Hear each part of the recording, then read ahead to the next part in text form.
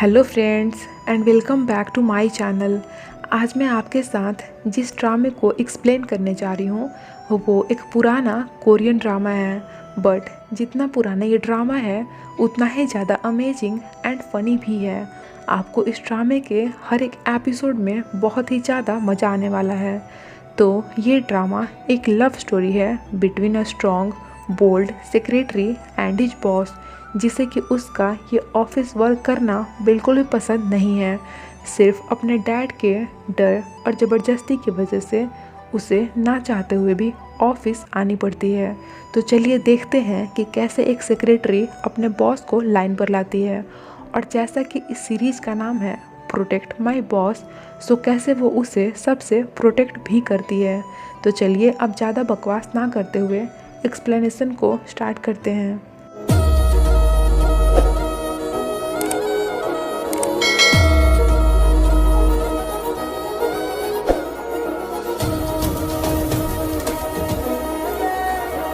Drama की शुरुआत होती है जब हमारी फीमेल लीड, जिसका कि नाम है नो यून सियोल, अपने जॉब के लिए इंटरव्यू दे रही थी। वो उनसे अपनी खूबियों के बारे में विस्तार से बताती है। लाइक वो लड़कों की तरह बिना डरे अच्छी खासी फाइट कर सकती है एंड अगर कोई इवेंट हो तो उसे लीड करना भी बखूबी जानती है। इसके बाद शो के मेल लीड को दिखाया जाता है, जिसका कि नाम है चा जी हेओन। एंड यहाँ पर वो एक मेडिकल थेरेपी सेशन में था। उसे ये फोबिया है कि वो ज़्यादा लोगों को मीन्स की भीड़ को देखकर डर जाता है, उन्हें हैंडल नहीं कर पाता। सबके प्रॉब्लम्स सुनने के बाद हेओन फ्रस्ट्रेट हो जाता है और गुस्से से ज़ोर ज़ोर से चीखने लगता है। इनफैक्ट कि हेओन इन सब स्टूपिडिटी को लेकर डॉक्टर तक को नहीं छोड़ता है। उसका कहना था लाइक ये कैसी ट्रीटमेंट चल रही है, क्या तुम हम सभी को बेवकूफ़ बना रहे हो। इधर हमारी फीमेल लीड नोयून को एक कॉल आता है और पता लगता है कि वो जॉब के लिए सिलेक्ट कर ली गई है, जिसे जानकर ये इतनी खुश होती है कि पूछो ही मत। आगे हेओन ऑफिस आता है, मीटिंग अटेंड करता है। ये इस कंपनी का प्रेसिडेंट है, वो भी सिर्फ नाम के लिए ही, क्योंकि इससे आता जाता तो कुछ है नहीं। और ये हैं इसके डैड, इस कंपनी के चेयरमैन, जिससे हमारा हेओन बहुत ही काफ़ी डरता है। और ये है इस ड्रामे का सेकंड मेल लीड चा मू योन, हेओन का ओपोनेंट। जब हेओन को एट लास्ट समझ नहीं आता कि उसे स्पीच में क्या बोलनी चाहिए, देन वो सबसे कहता है सॉरी मैंने स्पीच के लिए तैयारी ही नहीं की।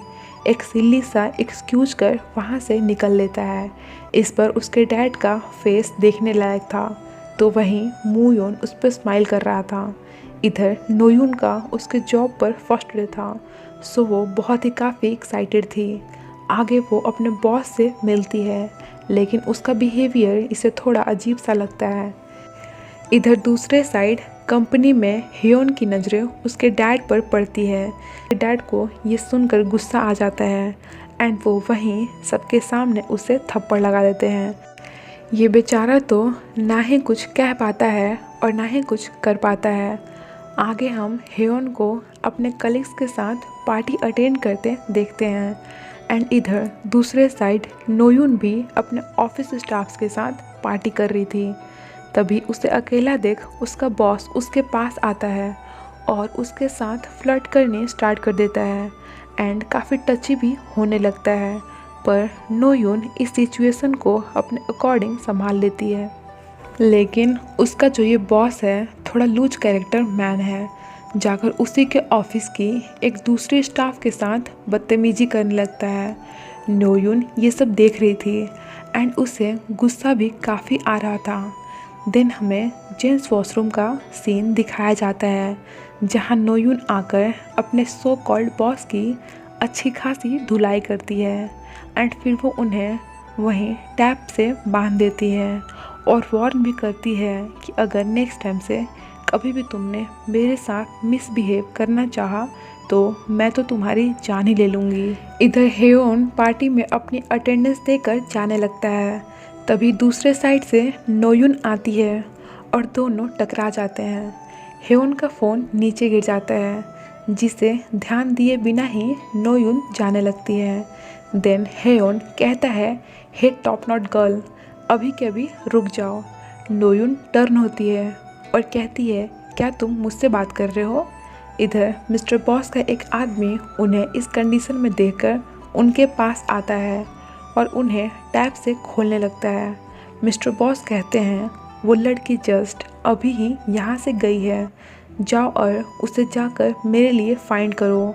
उनसे बस उसे इतना सुनने की ही देर थी। हाफ दिमाग का टकलू मैन बिना उन्हें खोले ही लड़की के पीछे चला जाता है। बेचारे बॉस का रिएक्शन देखने लायक था।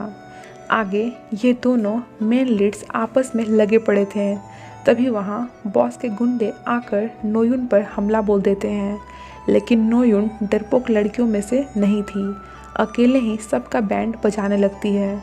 इस झगड़े में उसका एक सैंडल वहीं गिर जाता है। नोयुन अपनी चालाकी और स्किल्स की वजह से उन गुंडों से बचकर निकल जाती है, बट हेयोन उनके बीच फंस जाता है। और क्योंकि शुरुआत से ही दोनों साथ थे, तो सभी को यही लग रहा था जैसे वे दोनों एक दूसरे को जानते हों। हेयोन उनसे कहता है कि मैं उस लड़की को नहीं जानता, बट ये सब तो उस पर बिलीव ही नहीं कर रहे थे। देन हेयोन ट्राई करता है कि वो नोयुन की तरह ही उनसे फाइट कर पाए, बट बेचारा खुद ही उनसे पिट जाता है। देन अपने सेक्रेटरी के पूछने पर उससे कहता है, ये सब उस स्टूपिड टॉप नॉट वाली लड़की की वजह से हुआ है। मैं उसे छोड़ूंगा नहीं। ये उसका सैंडल है, इसे पकड़ो और इसके ओनर को ढूंढना स्टार्ट करो। और हाँ, जब तक वो तुम्हें नहीं मिल जाती, मुझे अपनी शक्ल मत दिखाना। सेक्रेटरी को इस सैंडल के लिए उसकी सिंड्रेला को ढूंढने का काम मिल गया था। ये जो लड़की रिंग में इतनी शान से फाइटिंग कर रही है, वो है म्यूंग रैन, नोयुन की फ्रेंड और उसकी रूममेट भी। नोयुन अपसेट थी क्योंकि इतनी मुश्किलों से मिला उसका ये जॉब भी उसके हाथ से निकल गया था। दोनों फ्रेंड्स इकट्ठे बात करती हैं। म्यूंग रैन उसे हौसला देती है, जिसकी बातों से हमारी नोयुन का मूड एट लास्ट अच्छा हो ही जाता है। नेक्स्ट सीन में चेयरमैन चा की मॉम आकर उन्हें डांट लगाती हैं कि उन्हें इस तरह से पब्लिक में हेयोन को नहीं मारनी चाहिए थी। वो अब बड़ा हो गया है, कोई छोटा बच्चा नहीं है। टाइम निकाल कर उससे बात करो। आई होप कि वो भी तुम्हें समझने का ट्राई करेगा। इसके बाद हेयोन छुप छुप कर घर आ रहा था, तभी उसकी नज़र उसके डैड पर पड़ती है और वो वहीं रुक जाता है। उसके डैड उससे बात करना चाह रहे थे, बट हेयोन उनके तरफ अपनी पीठ कर खड़ा था। उनके बोलने पर भी ये टर्न नहीं हो रहा था, क्योंकि हेयोन उनसे अपना ये मार खाया हुआ फेस छुपाना चाहता था। बट आखिरकार कब तक छुपा पाता। जब उसके डैड उसकी ये कंडीशन देखते हैं तो गुस्से से पूछते हैं कि ये तुम्हारे फेस को क्या हुआ। इस पर ये कहता है, एक छोटा सा एक्सीडेंट था, एक लड़की को बचाने के चक्कर में मुझे इतनी ज़्यादा लग गई। उसके डैड कहते हैं, तुम्हारे में सेल्फ रिस्पेक्ट नाम की कोई भी चीज़ नहीं है। ऐसे कैसे तुम कुछ गुंडों से पिट कर आ सकते हो? तुम्हारे में और मेरे में सिर्फ एक ही चीज़ कॉमन है, और वो है हमारी गुड लुक्स, और तुम उससे भी आज यूँ बर्बाद करके आ गए। दिन आगे फिर मिस्टर चा को बेचैनी में नींद ही नहीं लग रही थी। तब वे किसी को कॉल करते हैं एंड उससे उन सभी लोगों के बारे में पता लगाने को कहते हैं जिसने उनके बेटे की धुलाई की हो। फिर हम उन्हें उन्हीं सब गुंडों के साथ देखते हैं, उन्हें सबक सिखाते हुए। नेक्स्ट सीन में मिस्टर चा को एक अवार्ड शो में दिखाया जाता है, जहां पर इन्हें आज बिजनेसमैन में रोल मॉडल का अवार्ड मिलता है। ये लेडी मोयोन की मॉम है और मिस्टर चा की सबसे बड़ी ओपोनेंट। दोनों बात तो ऐसे करते हैं जैसे कि कितने अच्छे फ्रेंड्स हों, बट पीठ पीछे इन्हें एक दूसरे का नाम तक लेना पसंद नहीं था। इधर हेयोन का सेक्रेटरी एक वाइन शॉप पर बैठकर फ़ोन पर अपने फ्रेंड से हेयोन के साथ हुए उस इंसिडेंट्स के बारे में और कैसे उसके डैड ने उन गुंडों से अपने बेटे का बदला लिया था, ये सब बता रहे थे। और ये भी कि उन्हें एक सैंडल लेकर सिंड्रेला की तलाश करनी पड़ रही है। मतलब कि ये नशे के हालत में अपनी पूरी भड़ास निकाल रहे थे, जिसे पीछे बैठा एक आदमी सुन लेता है, जो कि एक रिपोर्टर था। इसके बाद सारे जर्नलिस्ट उसी वेन्यू पर आ जाते हैं जहां अवार्ड फंक्शन हो रहा था और मिस्टर चा से सवाल जवाब करने लगते हैं, जिन्हें देखकर इस लेडी का तो खुशी का कोई ठिकाना ही नहीं था। इधर मिस्टर चा कहते हैं पता लगाओ कि इस न्यूज़ को लीक किसने की है, और हेवन से कहते हैं कि अगर मैं जेल गया तो सबसे पहले तुम्हें नहीं छोड़ूंगा। हेवन खुद में धीरे से कहता है, कहा किसने था आपसे ये सब करने को, आप खुद ही गए थे। अब फिजूल में मुझ पर क्यों गुस्सा कर रहे हैं। इसके बाद हेवन का सेक्रेटरी उसके पास आता है और उसे सैंडल दिखाता है। ये तो खुशी हो जाता है कि चलो फाइनली वो लड़की मिल ही गई। बट सेक्रेटरी का कहना था कि मुझसे ये नहीं हो पाया, मैं उसे नहीं ढूंढ सका। आपसे मुझे फ़िलहाल किसी दूसरे मैटर पर बात करनी है। देन सेक्रेटरी अपने बॉस से उसकी बातें उस जर्नलिस्ट को सुन लेने वाली सारी आप बीती कह सुनाता है। हेवन को उस पर गुस्सा आ जाता है, बट बेचारा ये तो कुछ खास कर भी नहीं सकता था। एट लास्ट सेक्रेटरी कहता है, अब मैं आपके साथ काम नहीं कर सकता, आपका एटीट्यूड बहुत ही ज़्यादा बुरा है, इसीलिए तो कोई भी आपके साथ ज़्यादा दिनों तक नहीं टिक पाता है। मेरी इतनी हाई क्वालिफिकेशंस के बाद भी आपने मुझसे उस सैंडल वाली लड़की को ढूंढने बोला। हेवन शांत खड़ा उसे बस देखता रहता है और उसका सेक्रेटरी वहाँ से गिरता पड़ता भाग जाता है। इधर उसके डैड मीन्स के मिस्टर चेयरमैन को कोर्ट कुछ दिनों की सज़ा सुनाती है और 180 आवर्स कम्युनिटी सर्विस करने को भी कहती है। इधर नोयून अपना अकाउंट चेक कर रही थी, जिसमें कि काफ़ी कम बैलेंस था।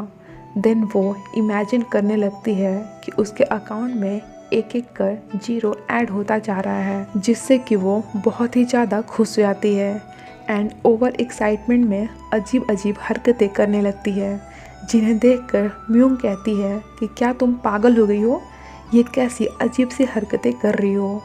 नोयून का तो खुली आंखों से जगते हुए सपना देखना टूट ही जाता है। इसके बाद नोयून अपनी नेक्स्ट डे इंटरव्यू के लिए रेज्यूमे बनाने लगती है। आगे हम उसे उसके इंटरव्यू सेशन में देखते हैं। उसका इंटरव्यू हेवन की कंपनी में ही था और मूयोन उन इंटरव्यू में से एक था। बारी बारी से सबसे क्वेश्चन हो रहा था। तब नोयून अपने पिछले इंटरव्यूज़ के बारे में सोचने लगती है। उसके काफ़ी एफर्ट्स लगाने के बाद भी उसे कोई भी जॉब नहीं मिल पा रही थी।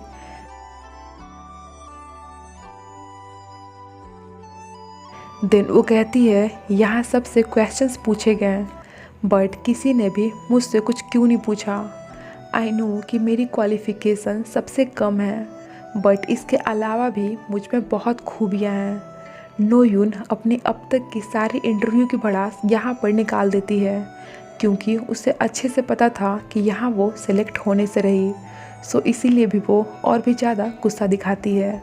मूयोन उसे कब से नोटिस कर रहा था, केयरफुली उसकी हर एक बातों को सुनता है और उसके इतने बोल्ड एटीट्यूड को देखते हुए उसका रेज्यूमे रीड करने लगता है। आगे नोयून को कॉल आता है और ये न्यूज़ मिलती है कि उसे जॉब के लिए सिलेक्ट कर लिया गया है। नोयून खुशी से कंफ्यूज्ड और पागल दोनों ही हो जाती है। वहाँ अनाउंसमेंट करने लगती है कि सिर्फ 10 रुपये में आप जितने चाहो उतने वेजिटेबल्स खरीद सकते हो। ये अनाउंसमेंट सुनकर भीड़ लग जाती है और बेचारे ओनर का तो वाट ही लग जाता है। नोयून अपने फ्रेंड से ये बात शेयर करती है और दोनों को ही लगता है कि उन्होंने इसके नाम पर ज़रूर किसी और को ही सिलेक्ट किया होगा, क्योंकि नोयून का तो उस कंपनी में सिलेक्ट होना वॉज लाइक इम्पॉसिबल। बट नोयून ये डिसाइड करती है कि वो ऑफिस जाएगी। अगली सुबह जब वो ऑफिस आती है तो अपना आईडी कार्ड अपने नाम पर पाकर भी स्टिल कंफ्यूज्ड ही रहती है। तब एक स्टाफ से उसे ये पता लगता है कि उसका नाम प्रेसिडेंट मूयून ने रिकमेंड किया था। ये जानकर नोयून प्रेसिडेंट से मिलने आती है। उनसे पूछती है कि क्या मैं आपको इतनी अच्छी लगी या फिर आपको मुझसे पहली नज़र का ही प्यार हो गया। आखिरकार आपने मुझे क्यों सेलेक्ट किया? मोयोन उसकी बातों पर स्माइल करता है और कहता है तुम्हारे दोनों में से कोई भी ऑप्शन सही नहीं है। तब उसके पूछने पर मोयोन उससे बताता है कि मैंने चेयरमैन चा के कहने पर उनके बेटे के लिए तुम्हें एज अ सेक्रेटरी हायर किया है, क्योंकि उसे हैंडल करना बहुत ही ज़्यादा टफ है। कोई भी उसके साथ ज़्यादा दिनों तक नहीं रह पाता है। मैंने तुम्हारी रिज्यूमे रीड की। आई थिंक तुम डिफरेंट हो, शायद तुम उसे अच्छे से हैंडल कर लोगी। इधर मिस्टर चेयरमैन अपनी पनिशमेंट के रूप में पब्लिक सर्विस कर कर के थक चुके थे। नेक्स्ट सीन में हेयोन भागने की कोशिश कर रहा था, बट उसकी दादी उसे पकड़ लेती हैं और ज़बरदस्ती उसके ना चाहते हुए भी बेचारे को ऑफिस ले आती हैं। हेयोन का अंदर जाने का बिल्कुल भी मन नहीं था, बट वो और कर भी क्या सकता था। इधर नोयुन को उसका इस ऑफिस में सेपरेट टेबल मिल जाता है, जिसे पाकर वो बहुत ही ज़्यादा खुश होती है, बट उसे देखकर वहाँ कोई भी खुश नहीं था। इधर दूसरे साइड अपने हीरो को तो इस एज में भी जब ना तब अपने डैड से मार खानी पड़ती रहती है। लंगड़ाते हुए वो ऑफिस आता है, जहाँ स्टाफ्स के बताने पर नोयुन को पता लगता है कि यही उसके बॉस हैं। सो नोयुन उन्हें हैप्पीली अपना नाम बताते हुए ग्रीट करती है और कहती है कि मैं आपकी न्यू सेक्रेटरी हूँ। हेयोन ये सुनकर उसके पास आता है और उसे देखता रहता है। इनफैक्ट कि दोनों ही एक दूसरे को देखते रहते हैं और यहीं पर ही हमारे इस ड्रामे का फर्स्ट एपिसोड एंड हो जाता है। देन कैसी लगी आपको ये स्टोरी? आई होप पसंद आई हो। तो आगे के एपिसोड में हम ये देखेंगे कि क्या हेयोन नोयुन को पहचान पाएगा कि वो वही सिंड्रेला है जिसकी उसे इतने दिनों से तलाश थी। Thank you for watching. Stay connected. Bye bye.